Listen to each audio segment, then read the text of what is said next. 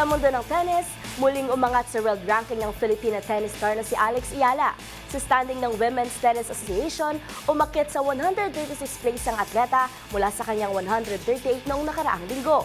Ang mga detalye tutukan sa report na ito. Patuloy ang pagangat ng Filipina tennis star na si Alex Ayala sa world ranking. Ayon sa pinakahuling listahan ng Women's Tennis Association, umangat sa ika-136 na pwesto si Ayala mula sa 128 noon lamang nakaraang linggo.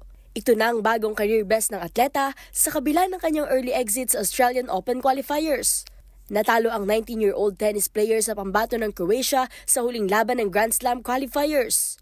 Magugunit ang bago sumabak sa naturang kompetisyon.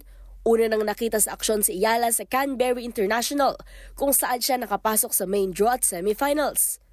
Bago pumasok ang 2025, naitala nito ang kanyang unang career high noon pang Hulyo sa 143rd place.